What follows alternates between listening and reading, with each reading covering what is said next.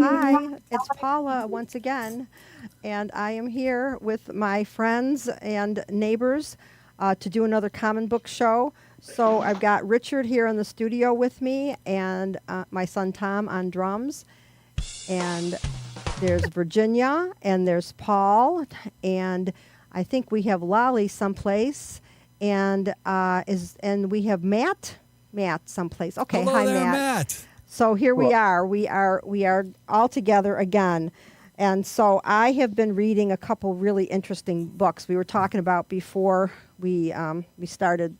I'm reading this book, and she's a young woman who had a podcast that was under the name Jill is Black, and she talks about what that was like and how she became addicted to the responses she was getting for her podcast entries, and it's called Unfollow Me, and I am loving this book, and she is speaking to me. And then I'm reading this other book called Mother Tongue that Lori gave me for Christmas. It was a belated Christmas present, and it talks about all the words that are related to women and how that has changed through history as the medical profession has come up with. The one thing I did get from this book so far that I find hilarious is during the Middle Ages, doctors thought that a woman's private parts were men's private parts turned inside out. They called their ovaries testicles, and they thought the vagina was a penis inverted. So I just found that fascinating.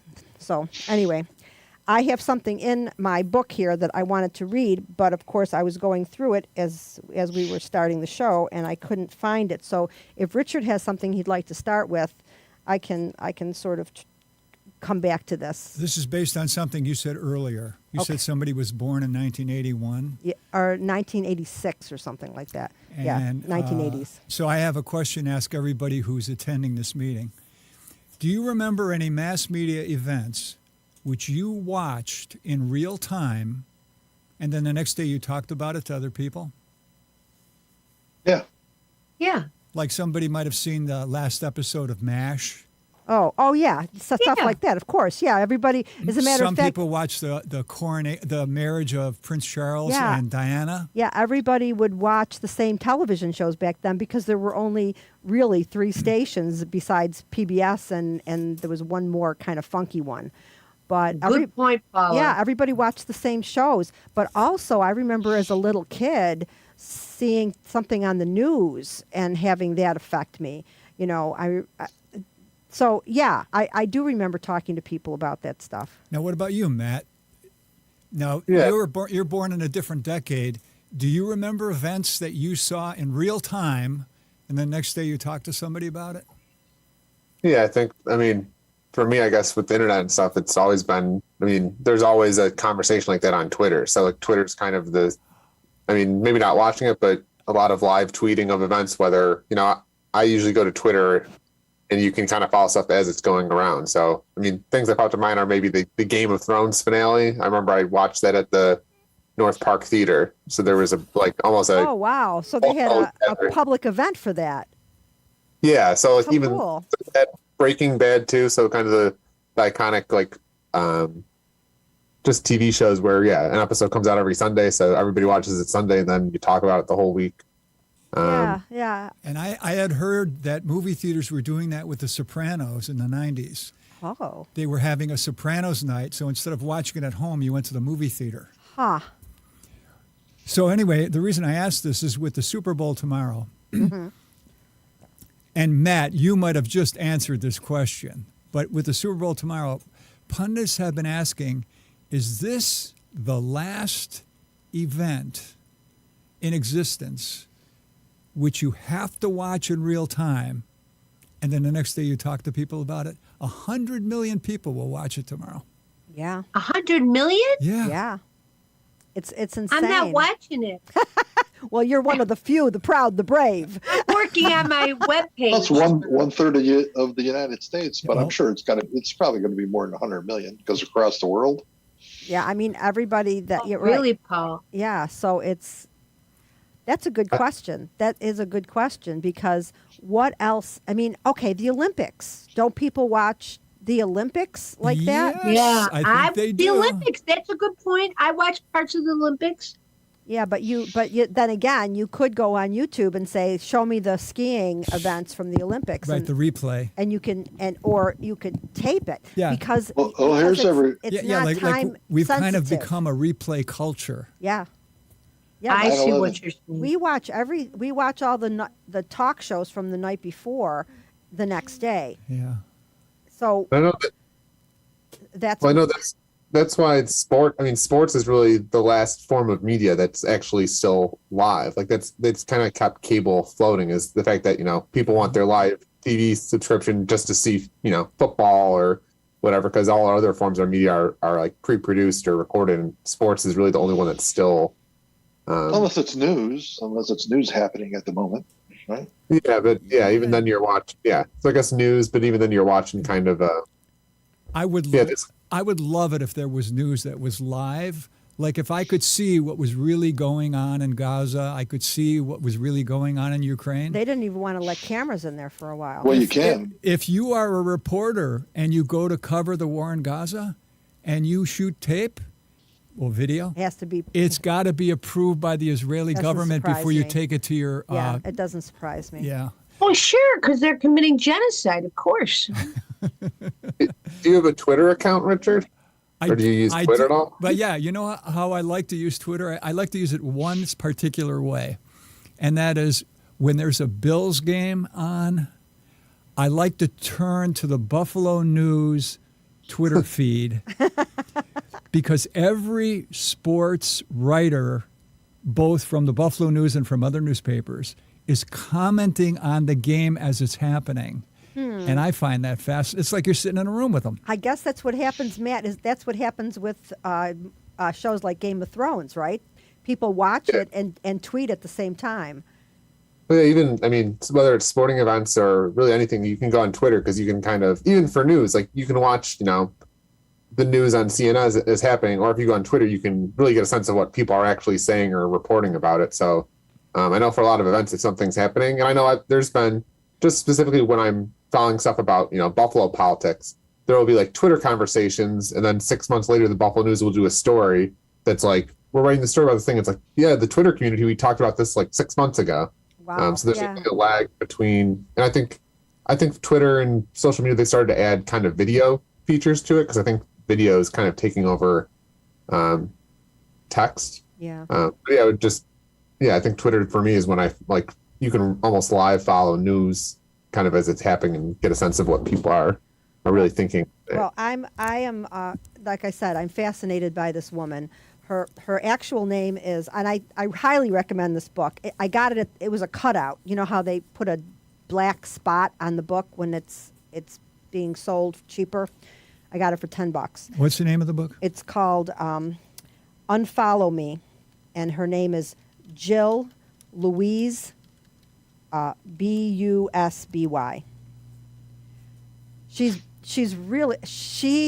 started out by putting angry Instagram posts, I believe, up about the Black experience, and people were responding. And she talks about how she became addicted to that, and how she derived her self-esteem, and she needed that fix of those people saying good things about her.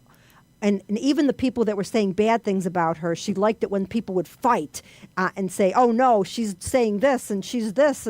And so she decided that she was going to write this book. And this book is kind of an introspection of how she got there and how she started doing this. And it's also the book that she wanted to write initially before she started this idea.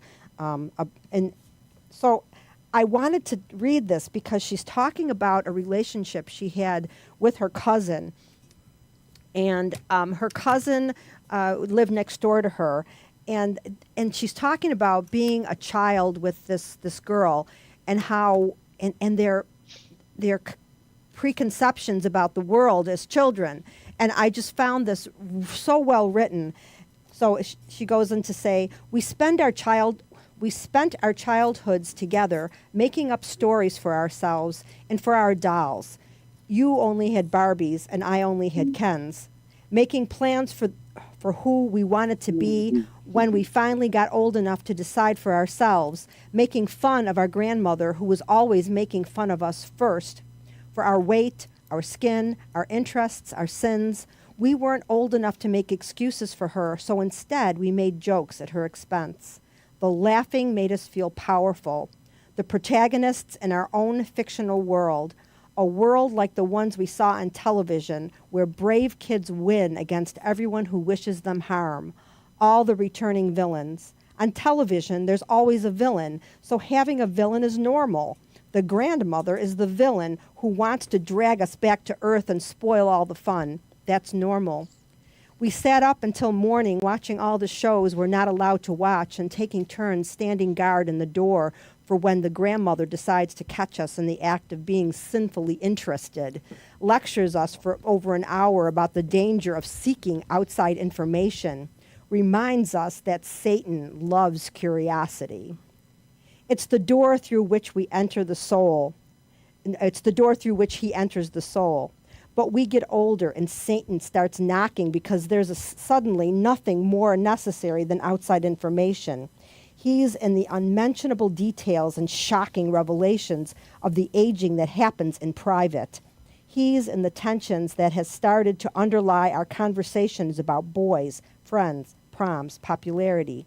He's in the way the grandmother likes to pull one of us aside to tell the other what the other said, asks if we know for sure that we can trust each other.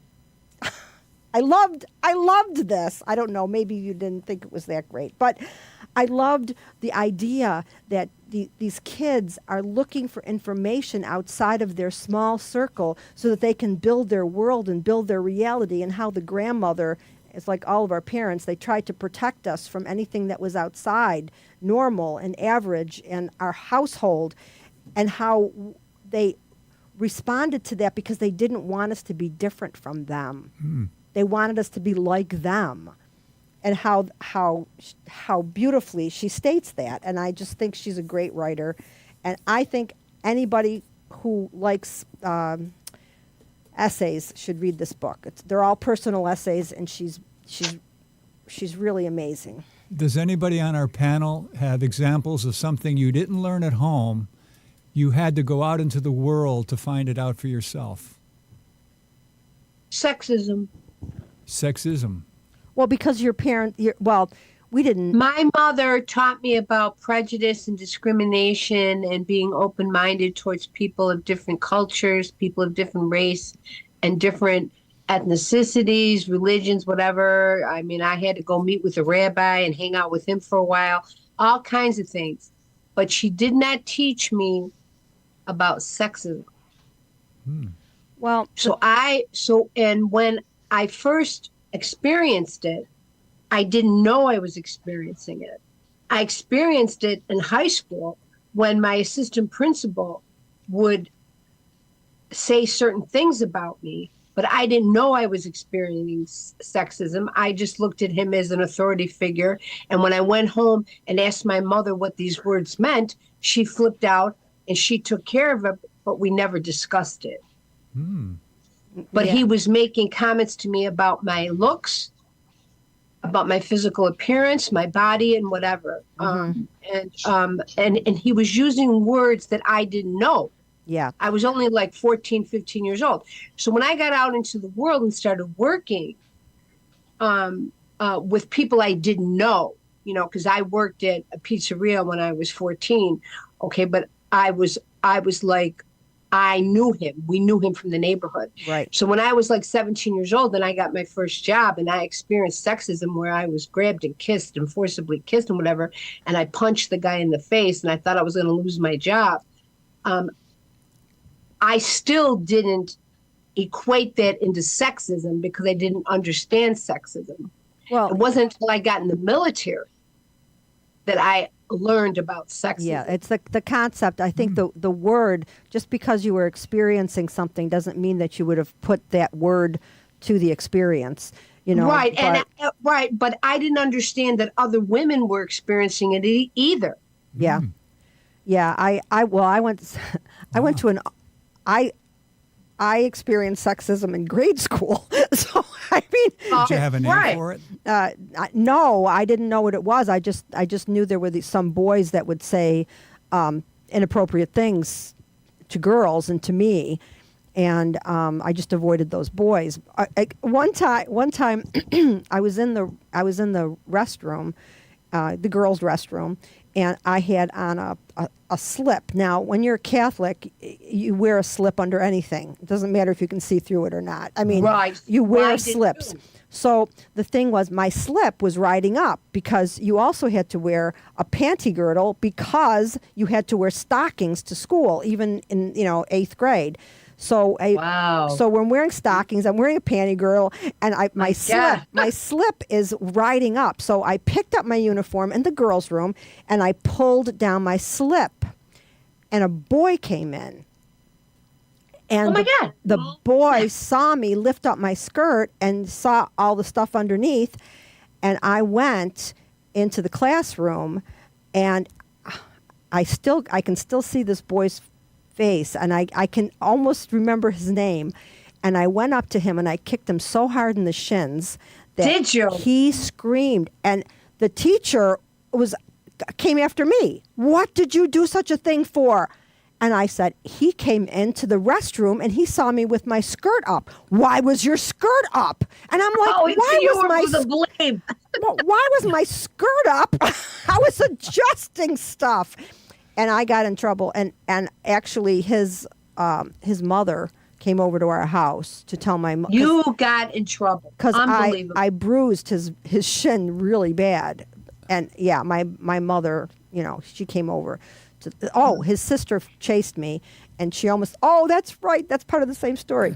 So his sister is chasing me down the street. Right, I get to. Oh my gosh. I get to the corner of Schiller and Lovejoy, and here she comes chasing me because I kicked her brother and I bruised his leg, and I'm running away from her, and Belser. How old were you? Belser's. Oh, I was about 11 or 12, and she's chasing me, and I'm scared because I don't know how to fight, and my mother happens to see her chasing me down the street. So my mother in the middle of the street, throws the car in the park, and she starts chasing her and hitting her over the head with her purse. Sounds like a great comedy. I know my mother, and so that was like one good story. My mother did save me from this Carol Belser. That was her name. I'm almost I positive. love it. I love it. I read that essay you put on Facebook about your mother today, and that was so entertaining. Thank you for doing that. Well, it's her birthday tomorrow. She would have been 101. So, and I posted that before, but I figure I might as well try to get some buzz going since people are going to have to pay to see me do this thing. And I'm looking forward to it. Yeah, well, I don't know. Do people really want to pay $25 to hear me tell stories about my childhood? No. Sure they do. Thank you, Paul. I appreciate that. What do you say? that's No. like- Paul that's- said no. That's like watching home movies and Yeah. asking your neighbors to come watch. Yeah. Well, anyway, they asked me to do it, so I'm doing that, and whether it doesn't matter at this point in my life if it sucks, so what? At least I tried it, right? It doesn't matter. So anyway, I kind of went off on a tangent there. But that was a great Okay. story to go off on. It was Yeah. a great Yeah. story.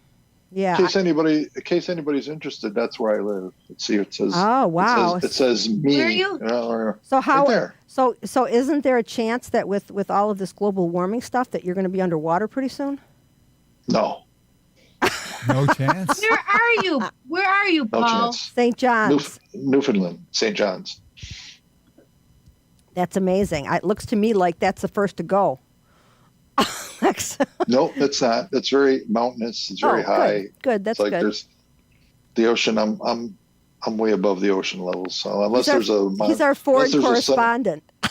unless there's a you're in- tsunami. So you're in Newfoundland? Really? Cor- How interesting. Correct. Yeah, Yeah, that's where I live. yes.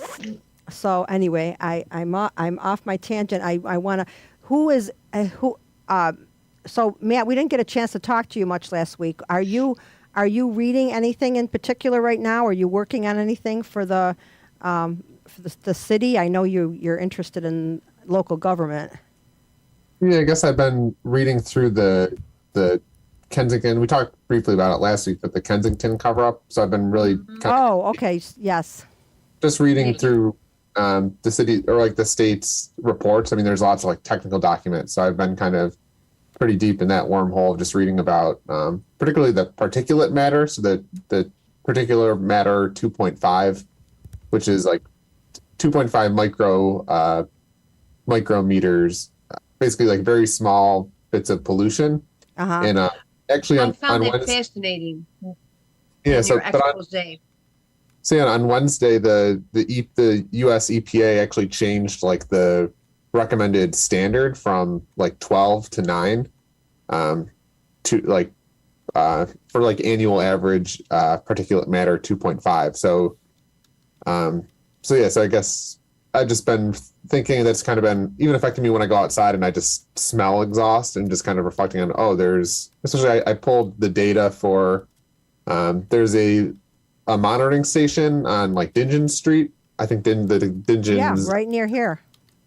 yeah, on the 190. So I think I could pull up the data, but just seeing how the particulate matter rates. I mean, it used to be up to 14, like in the early 2000s, and now it's at You're about talking 7. you're talking air quality. Yeah. Yeah, the air quality. So, I mean, the state reports, they just show how at either end of the tunnels it's going to increase.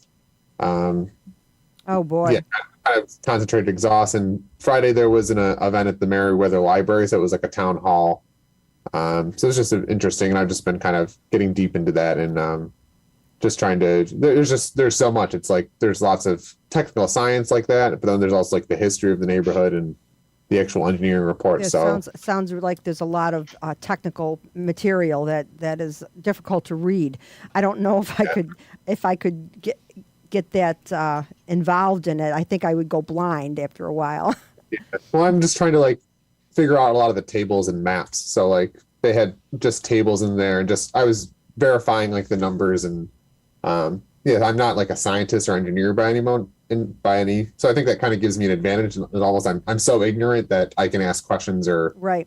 in a way that someone that's engineering. So I try to use the fact that I'm not an engineer or scientist to kind of maybe give me like a neutral perspective on things. And but yeah, it's so dense. I mean, the state has like thousands and thousands and thousands of technical pages that I'm kind of technical, but like even for me, like you're saying, it's like have you talked to any civil engineers about the project? Have you been able to pin anybody down and see what their thoughts are about it? there's some engineers like in the East Side Parkways group, but I haven't talked to any specific Yeah, civil they probably would talk to you if you asked. Yeah. It's funny. It's funny because we think that there's a wall between us and all these professionals, and there's not. All you got to do is ask, and that becomes a way to enhance your knowledge of what's going on and to see what they're trying to cover up. if anything, you could probably get a feel for that. Yeah, well, that's why I was in the state had this background number, so they use 6.8 as like the rate of particulate matter pollution for like our whole area. So I was just kind of auditing where did they get this 6.8 number, and is that accurate? Yeah. So they use like a 3-year average. Uh-huh. Where I went and pulled all the data just to see, and it seemed like it might be low, but again, I'm not an engineer, so Yeah. Well, who that's knows? I guess I've just been thinking a lot about that because I live by the 190, so even I go outside, you hear the traffic. Yeah. And now you can smell it, so just knowing that it. yeah. You know, It is a problem. Richard put up this is the. I'm looking at the air quality here in St. John's, and it's 2. That's clean. Yeah. Yeah. That's Well, clean. Look at this. This is the lowest I've ever seen it in Western New York. 37. 14. 14. Yeah, that was in September. You want to see the worst I've ever seen it?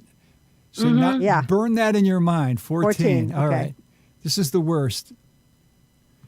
158. Oh my God. Whoa. Wow. But you know what was interesting is that when people were staying home with COVID, the air quality improved everywhere. It improved. For sure, Everywhere. because nobody's driving anymore. Yeah, that's I why. mean, The whole world. and things, animals were starting to drift back into cities. It was turning back into Eden, you know, and here we are, and Right. back to you know, Paul, you're probably very- doing yourself a big favor by living someplace with such clean air. Well, yeah, it's very fresh because don't forget, I'm surrounded by the Atlantic Ocean, Of so course. there's no industry here, so there's no smokestacks, there's no none of yeah, that. So We're There's definitely no gonna come visit industry you. there? no, fishing. There's fishing. This is a fishing community. That's what it is. So there's no real factories producing. They're not making factory products here. Is that behind you? Is that a landscape from where you are? That's in St. John's. So that's called the Battery. So the houses are very colorful all around. Yeah, it's very Oh, beautiful. they're beautiful. Yeah. Yeah, it's very nice. It'd be something nice to see. I'm sure that looks beautiful from a boat. You know, when you're going. Oh yeah, because that's right on the St. John's Harbor. So if you're coming into port, so a lot of cruise ships come in here for. I applaud the use of color. Oh, everywhere though. All the houses everywhere. They got this one street. It's called Jelly Bean Row, and the color is actually Richard. I sent him a picture of it, and he didn't believe the houses were that color. Then Yeah. I'm like, well, Yeah. there they are, right there. So was there Virginia? Was there something that you wanted to talk about today, and or are you reading something that's interesting or looking Well, into? you know, I'm still reading, you know, my book from that you read from Gabor Mate. Oh yeah, that's The Myth of fascinating. Normal. Yeah, I'm still reading that, and I'm reading another book. it's a I'm big rereading. book. Yeah. Yes, and I'm rereading a book by Louise Hay, and I'm reading a book by Charles Raymond Barker on spiritual healing. So I'm pretty confident that people aren't interested in my books here, but Well, no, I mean there's a yeah, range. but that's what I'm still reading. Yeah. But I wanted to say, because it's African American History Month, Okay. I wanted to throw something in there about that. Is that Josephine Baker, who Mhm. was an African American entertainer. Right. Now I like to call her the first Lady Gaga because Yeah. because my ex, who's now deceased, ex photography tutor, Ken Morgan, Yes. used to call her, you know, Lady Gaga has nothing on Josephine Baker. You can find footage of her dancing. There's some old footage of her dancing on like YouTube or something. Oh, really? I'm Yeah. just gonna have to watch her. But so I've been fascinating with her. I've been fascinated with her because she moved to France because she was fighting the racism in this country. Oh yeah, She right, felt couldn't perform here. Yeah. It was just killing her. So she went to France and she joined the military. Oh, I didn't know that. Oh yeah, she joined the military in France. She became a spy in the war. Huh. Yeah, so she became a spy, and and what she would do is that they would write top secret information with invisible ink on her sheet music, and she would transport it Wow. across country lines. I mean, she was really risking her life. And she got the highest military award in France. Wow. They gave her this big, huge I award. had no idea about that at all. And she was absolutely beautiful to look at. Yeah, she really was. She was very. Really was. And so, you know, and I bring that up because, you know, there's this misnomer that women who are easy on the eyes are easy on the brain. And that's the furthest thing from the truth. No, you're right. It is, but That's her. the other. There she yeah, is. Oh, the there other she is. thing, the other thing I can say about that is in our society, or at least when we were growing up, pretty girls that were traditionally pretty were not encouraged to develop anything else besides their looks because they could get what they wanted by how they looked. So I think you're right, Paula. I think it's different now, but and I even know my sister's in-laws. They had two beautiful daughters, and their mother, and those girls are way younger than me. Their mother told them that they have to pretend they're stupid in front of men because men don't like smart women. Well, and you'll never get a man if you're smart. Right. Well, it's true. Because when I was older, when I came back from the military to help raise my sister, and my aunt came up to me one day and she said, and she was a stockbroker, and she came up to me one day and she said, Ginger, don't you ever play dumb. Don't you ever play dumb so you can go out with a man that you want to go out with. Don't you ever play stupid. Because why would you want a man that wanted a stupid woman? Well, what man wants a stupid woman? I have to question that. No, a lot. One that's controlling. Exactly, Paul. Exactly. Good point. Controlling Good point. men like stupid women. And the thing is, why would I want to be in a relationship with somebody who wanted me to be stupid? That is to me that was mind-boggling my whole life. Right. But back in the day, because I'm 66, right? So when I wanted to go to college, I went over to my father's house because he had left a long time, before. And I went over to my father's house, and I'll never forget the price. I asked for $15 to apply to college, and he wouldn't give it to me. And he looked at me and he said, "You're pretty. Get married." And I'm laughing because I said a few choice words to him, know, and I walked out. Well, but I'll never forget that. And I cried all the way home because my mother didn't have $15 to give me to apply to college. Well, that was the mentality. That was the mentality. It was. Then. It was. My mother wanted me to go to college, but she wanted me to go so I'd meet a rich husband. That's why she wanted me to go to college. That's what it was all about. Right. Yeah. And and the thing is, the more educated I got, because I can't come from a very blue collar background, the more educated I got, the more I had to listen to the remarks in my family. Oh, college girl. You think you know more than we do? You don't know more than we do. That's got horrible. the school of hard knocks. We know. You don't know anything. All you know are books. And that's your family. The more knowledge that you gained, and it's not only me. It's my other cousins. My cousin Kathy has a degree. My cousin Johnny has a doctorate. So that you got talked down to because you were getting an education, and what do you think? Wow. What do you think? You're better than us? And see, I had the opposite. I was told that I had to go to college, but I had to figure out how to get there. Whereas my cousins, they went to they went to Nichols and whatever, and they had it. They had the way paid for them. So. But I was always told that I was, that I was expected to go to college, but I couldn't figure out a way to do it. So I joined the military. But I will tell you this, that there were even women in the military that that joined the military to find a husband. Of course. One woman I knew that worked near me, she told me one day at lunchtime, she goes, well, I joined the military to find a husband and I'm getting married. I'm happy. But Richard, okay, so you came from your parents were also blue collar. Yeah.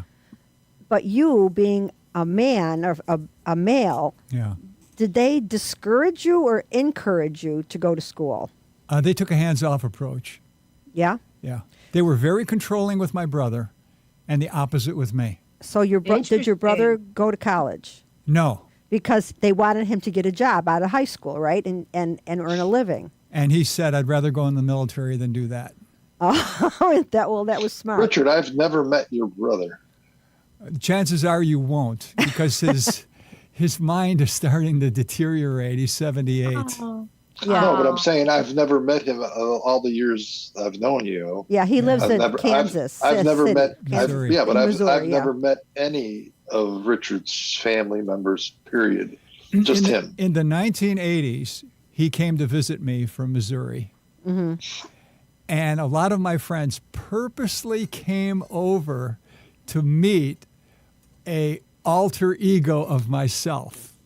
Like they wanted to see what would a duplicate of Richard be like. Did you have that video yet of your visit to? I still have that. Did you have it before they wanted to meet him? No, that was made in the 90s. Oh, okay. Because that video is very telling about the differences between you and your brother. Yeah. Yeah. Incidentally, you know how you were discussing earlier about the rules of the world that your parents give you? Yes. And what you find out about the world outside Yeah. of your family? Oh, right. My mother set me up for disaster. Well, go ahead, Richard. So when I was my brother's 7 years older than me. Yeah. So like when I was, say, 12 years old. Yeah. He was 19. Yeah. I was working on something in my bedroom or whatever, and I could hear him talking to my parents, and he said, "So when are you going to tell him the facts of life?" And my father said, "What do you got to bring that up for?" And my brother said, "Because if you don't tell him, he's going to learn it on the street." And I still remember my father's response, "So let him learn it on the street." That's where I learned it. I think that's where most people learn it.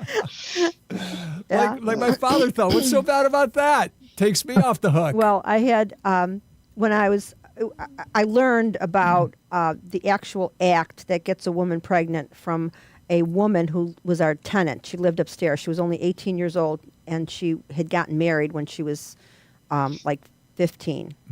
She was from the South, and she married a soldier, a military guy, and she came back up with him because he was from here. And so she told us the rudimentary facts. I think we were probably 11 or something. She told us how that worked. And, we were all like, ew. And then she said, don't worry. By the time you get around to it, it's not that bad. That's what she said. So it's not that bad. So, but my friend Al, who was very, I guess, horny. I don't know. He was 12 years old, and he was going on dates, and he would wake me up. He would wake me up in the middle of the night, and he would throw stones at my window, and I'd go out on the porch and listen to him tell stories. And he was telling me stories about having sex. He was 12 years old. And so he told me all these really, all I could think of was, you're doing that? You're putting your finger where? You're doing that? And he's telling me details about all this sexual stuff he's getting. And it turns out that he was lying, that he was reading some porn thing that his brother had, and he was coming over to my house to tell me, all the stuff he was doing because he wanted to look like a big shot. Right. So I was learning all these like perversion stuff. I was like 12 or 13 years old, sitting on the porch with him, and he's telling me all this stuff, and I'm like, gross. And I don't know, he ended up, I guess he told me years later that was all bullshit, but that he did. I guess he was like 14 the first time he had sex. And I'm like, that's pretty wild. Well, I remember coming home from school and telling my mother that one of my lunch friends who lived around the block from me, Sherry, who my mother knew, for years, and she had brought her birth control to school, and she was doing a demonstration on how it worked at the lunch table. Oh, Jesus. So I went home and I told my mother, because I was fascinated. I was like, how come you didn't tell me about this type of birth control? Because my mother had told me all about it. And my mother said, because it's ineffective, and you can and she gave me the stats on it and everything else. And she goes, I want you to go get Sherry right away because she's going to end up pregnant. And I had to go around the block, get Sherry, bring her How old over. was she? We were freshmen in high school. Oh, jeez. I was not having, sexual relations at the time, but obviously Sherry was, because she was telling us all about it, and with whom, just like your friend. And my mother sat there and gave Sherry a lesson in effective birth control. Well, when my daughter came home and told me that her one friend was having I would say sex something rude, but in high school, my daughter said, so and so is having sex. I went to the big box store and I got a giant box of condoms and I put it underneath the sink. And I told my daughter, I said, you know what? These are here. They're not, I'm not saying that I approve of any of this. All I'm saying is, if your friends are having sex, this is where they come to get the condoms. This is under the sink. And they eventually all disappeared, and I replaced the box because They all disappeared. eventually, yeah. 100 condoms. But the thing is, That's funny. I just couldn't stand the thought that these kids were going to get pregnant in high school. Right. That was my mother told me later in life. She told me, she goes, well, you know why I did that? Because I would tell the story at family events, laughing hysterically. And my mother said, well, I couldn't stop her from having sex. Yeah. And I didn't want her to get pregnant at such a young age. No, I know. You can't. No matter what you think you're doing right as a parent, there's something that it's that your kids there's a certain age your kids get to and they think you're stupid. And they think that like sex wasn't invented until they were kids.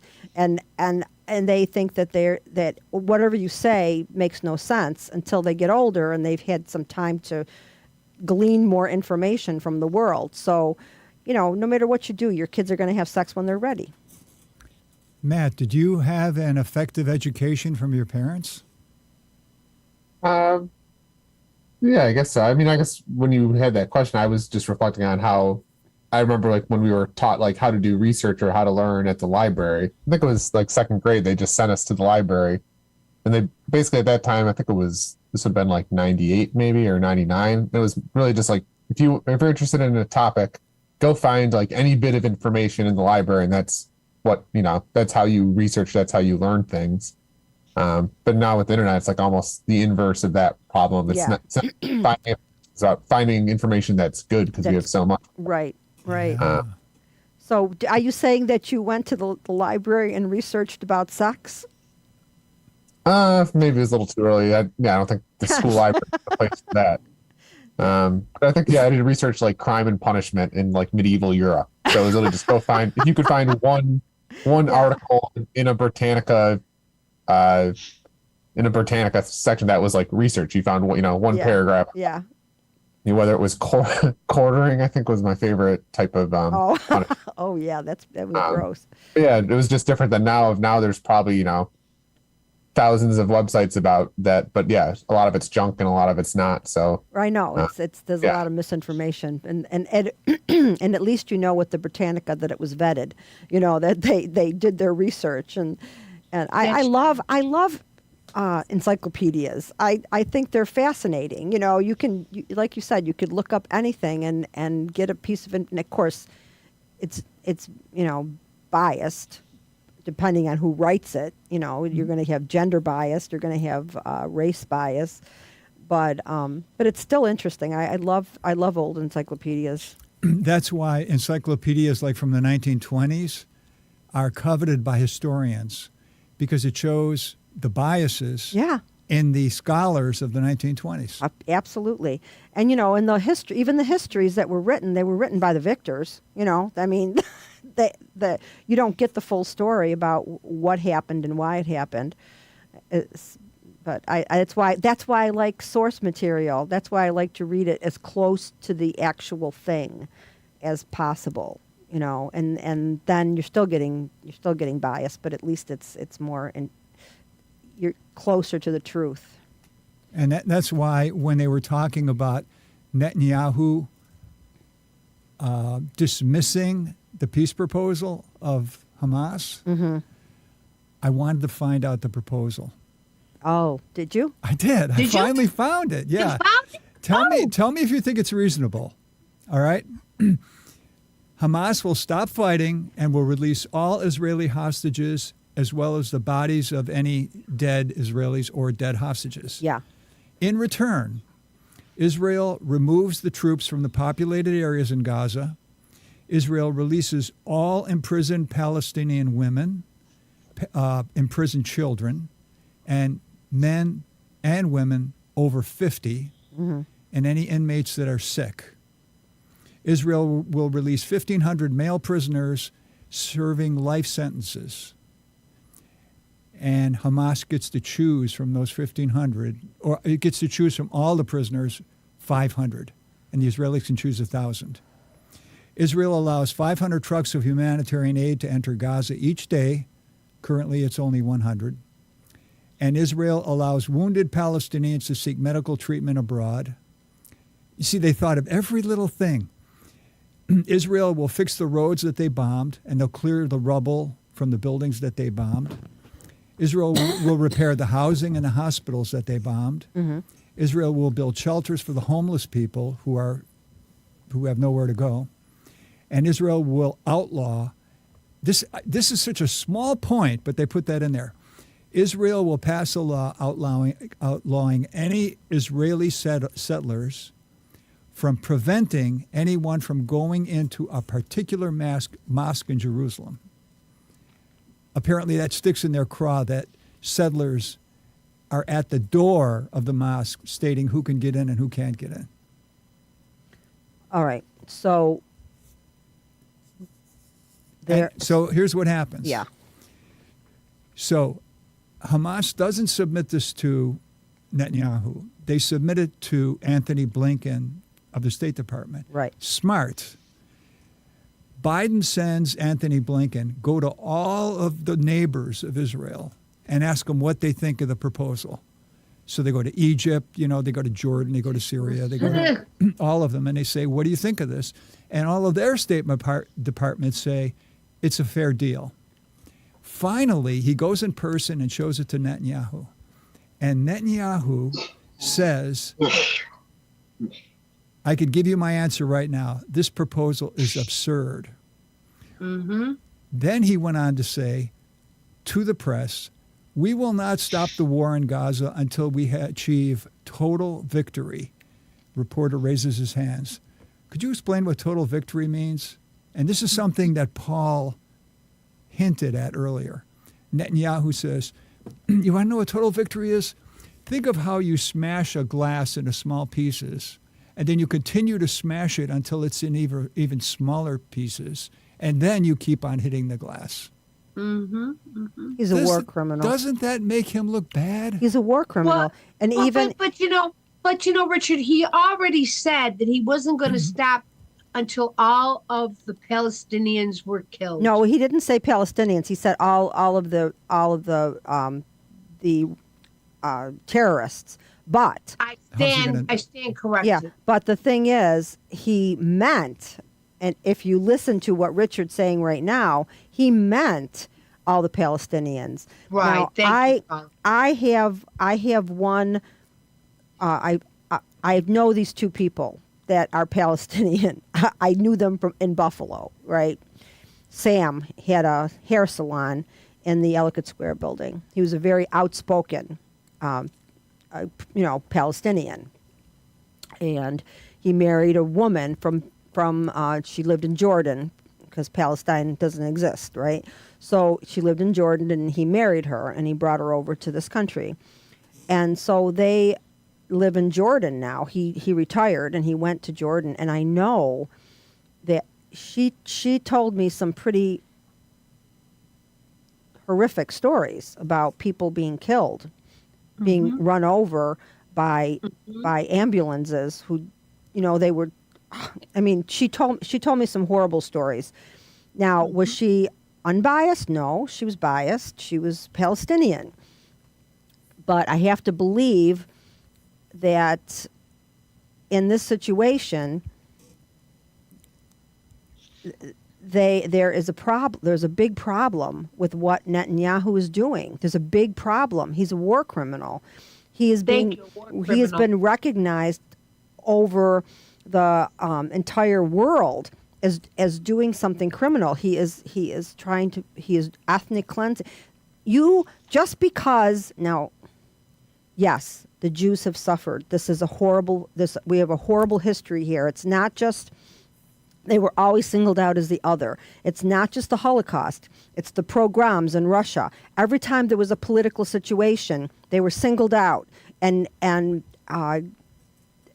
they were the scapegoats of any bad political situation, like in Russia or anywhere in the world, Spain. So yes, do they need a homeland? Yes, they do. Was there a problem? They're historically the scapegoat of the world, but that doesn't give him permission to create a situation of ethnic cleansing of his own because of the history. It does not give him permission to kill off. Well, Paula, Friedrich Nietzsche said it, and I don't have the exact words, so please forgive me. But he basically said that when you're fighting the monster, you have to make sure that you don't become the monster. That's a great quote. And I think this is what we're seeing here. That's a great quote, and I don't think it's the average Israeli people that are looking to do I've this. been unfriended on Facebook because of something I put on Facebook that was pro-Palestine. Yeah. And a friend of mine who's from Israel, well, an ex-friend of mine, I guess, because I've been whatever, a friend, but I will say a friend because I don't harbor any ill feelings, even though I've been unfriended, because I understand his suffering and his pain. I mean, he grew up in Israel and he's here, in the United States, and he's a college professor and whatever. And there's that whole thing going that the Israeli students don't feel that they are protected at our universities. There's no reason. There's no reason for understand. anybody to act out against anyone in this country. In this country, we are supposed to be a country where everyone is equal, where everyone has equal opportunity. Right. There's no and reason. When these hate crimes are committed against anyone, they need to be repressed, and they need to be recognized first and then repressed. Right. But this is what disturbs me. We are a country that was founded on the principle of having differences of opinion.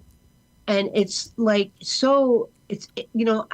as here I am 66 years old, I'm like, my gosh, I can't even voice my opinion on Facebook. Well, it's but all bent out of shape. there's a difference. There's a difference between making a comment where you are saying that you have feelings for these people who are being persecuted, and some of these things that are going on campuses now, which is pro-Hamas. Pro-Hamas is a whole different thing. You should, nobody, I mean, these women and kids are like, what do they think that their lives would be like if they were living under the rule of an organization like Hamas? Right. Exactly. That's why I'm saying I understand all that. And I didn't make any comment about what was happening in this country. I said something about what was happening over there in Palestine. And I made my opinion known that I believe it's genocide, and I was unfriended. There is no right. There is no right now. There's no Palestine anymore. Palestine has been it's been eaten by Israel. So very disturbing. War is a complicated matter, and it's very disturbing. And people who are in power. They're in power because they're the kind of people who enjoy power, and that's where we get into trouble. We don't have. Was it Plato, Richard, who had the philosopher king? Mm-hmm. So we don't have philosopher kings. They don't exist. And the more the more we get into this new era of I'm trying to the people like that are supporting Trump and are supporting all of these strong men across the world. We're getting farther and farther away from that idea that intelligent, sensitive human beings should be running the government. So I don't have a solution. I just have lots of questions. But I do think it is interesting, like kind of what Richard was saying of like going back and seeing the official record. Like at least historians 100 years from now, like they'll see what what the Israeli government and what people in power are saying, but they'll also have access to kind of whether it's through podcasts like this or Twitter, like what common people were saying at the time. Yeah. Whereas like 100 years ago, who really knew what the peasants, they didn't. First of all, They didn't. Yeah, what they had to say about anything. They were too busy trying to stay alive. They had their own problems. They didn't have enough to eat. They were being oppressed, and those were the slaves of the European world. The peasants were beholden to the landowners and so forth. So they didn't have time to work. They weren't educated. They didn't know this stuff. They weren't even encouraged to read a book. They were told by their religion that the only book that they should be interested in is the Bible. So, everybody was kept in their place by people in power and by religion. So we're not, and we're kind of heading in that direction again. And I don't get it. I grew up in the 60s and 70s. That was a time when we believed that something good could come of all of that revolutionary thought, and now it seems to all we have is left of that is the music. In your information environment, that's all we have left of it. Yeah. Well, it's very interesting. I had a conversation with somebody about this very topic about the music, and he said that the music were the leaders. The musicians were the leaders of the movement. Yeah, I don't know. I mean, Interesting. Yeah. That was his take on it, and he grew up during that time. He was a young adult when this was all going on, and that's what he said. Yeah, Well, I do think musicians are more in touch with reality than a politician. So even now. Oh, Matt, of course. Matt, what do you listen? What do you listen to, Matt? What music do you listen to? I'm a deadhead. Oh, you're a dead. Okay, so you're not listening to, because usually I talk to young people about what music they're listening to if I think they're smart, and then they tell me, and then I go listen to it. But I know the Dead. I don't have to go listen to them. He's a deadhead. Yes, I've been particularly into their 1977 shows, and the background I actually have now. This is from their May 9th show at the Memorial Auditorium. So I've been slowly. It's a Mandela, huh? Wow. Yeah, I've been uploading. I'm going to try to upload their whole show to YouTube, because their Barden Hall show in Ithaca the day before is on YouTube, but not the Buffalo show. So I'm slowly trying to upload the knowledge base. Cool. But I agree, the music today is it's kind of hard to listen to the radio edits. And I had this joke with friends. I grew up with LimeWire. I don't know if anybody here used LimeWire, which is like a peer-to-peer sharing of music where you could download Used to do that. Whereas now we have like Napster. Yeah, Napster, LimeWire. Whereas now 20 years later we have Spotify and YouTube Music, and so now they got us into a box where you have to pay $20 a month to listen to curated songs. Where you can come over to my house. I got tons of CDs. well, CDs are coming back. Vinyl, I think vinyl records outsold CDs for the first time since like 1977. I keep I like having the actual thing. I know I most of the time I listen to music online, but I like having the actual disc. I just like having it. And I listen to it occasionally. I know it's kind of. Save your CDs, because it'll 10 years they'll come back, because vinyls I think outsold CDs for the first time since a while ago. Yeah. Everything that will be doing. We're dwindling down to the last minute and a half here. So I want to thank everybody for coming here. And anybody have anything to say that they didn't get to say today? Yeah, I do. Okay, go ahead, Richard. So a friend of mine said he visited his brother-in-law, and his brother-in-law brought out his guitar, built in 1951, which means it's a classic guitar. It's worth a lot of money. You know what my friend? He said, "Here, play it." And my friend said, "I'm not worthy to play that." And I said to him, "What else are you not worthy to touch?" And he listed all the guitars that he would not touch. But I thought to myself, he will look at them, the eyesight sense. Yeah. He will listen to them, the hearing sense. But touch is so much more what? I guess precious. I guess. I mean, afraid that he'll sully that guitar in some way with Well, his moisture and juices. What is No, his oils? He said Yeah, he his said, he oils, said yeah. he was not worth it. He was not worthy Wow. of touching it. Well, you know, a guitar that was built in 1950, you know, the requirement for an antique is 75 years. So 75. I thought it was 100. no, it's 75 years. So, well, it might be 100, but I've always heard 75. So, you know, that's an antique. I don't know if anybody does anybody care about those things that can live that long now? I mean, No. I do. Oh, goodbye. It's over. Thank you, everybody, for coming. It was fun. Thank you, Paula. It was great, and I'm really glad that I was able to do this again. Okay, sayonara. Watch your